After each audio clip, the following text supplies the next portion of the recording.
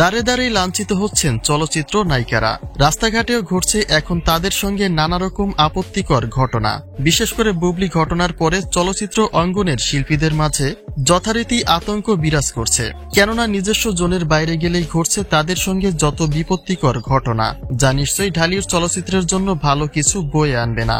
যদিও ভুক্তভোগীদের অভিযোগ এগুলির সঙ্গে জড়িত তাদের প্রতিপক্ষরা, তবে যে পক্ষই জড়িত থাকুক, এতে করে একটা বিশৃঙ্খলা পরিবেশ তৈরি হচ্ছে চলচ্চিত্র অঙ্গনে।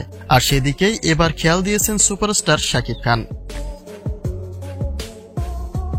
গ্র্যান্ড ওপেনিংয়ে বসুন্ধরার মাঝেই ফেঁসে গেছেন শবনম বুবলি। তাকে ঘিরে ভুয়া ভুয়া স্লোগানে বিচলিত হয়েছে গণ্যমান্য অভিনেত্রীরা। কেননা পরিস্থিতি আরো খারাপের দিকে গেলে তখন আরো ভয়ানক কিছু ঘটতে পারত ঘটনাস্থলে।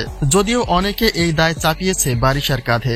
বলা হয়েছে তনির সঙ্গে দ্বন্দ্ব বিবাদের কারণেই আজ নিজের সঙ্গে বিপদে ফেলছেন বুবলিকেও।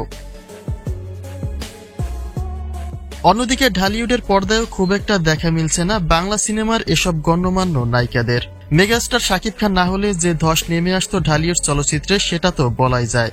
আর তার উপর দিয়ে যদি আরো এসব ঘটনার সম্মুখীন হতে হয় নায়িকাদের, তবে যে আরো ভয়ানক দিনের সাক্ষী হবে ঢালিউড চলচ্চিত্র তাতে কোনো সন্দেহ নেই।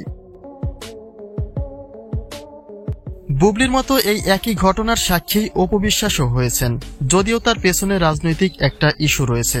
তিনি আওয়ামী লীগের সাফাই গাওয়ার কারণে তাকে নানাভাবে তোপের মুখে পড়তে হচ্ছে। কিন্তু নায়িকাদের প্রতি এসব ঘটনাকে অনাকাঙ্ক্ষিত বলেই মনে করেন চলচ্চিত্র শিল্পীরা, এবং এগুলি দ্রুতই দমন না করলে খুবই সংকটময় একটা পরিস্থিতিতে পড়ার আশঙ্কায় পড়বে বাংলাদেশ ফিল্ম ইন্ডাস্ট্রি।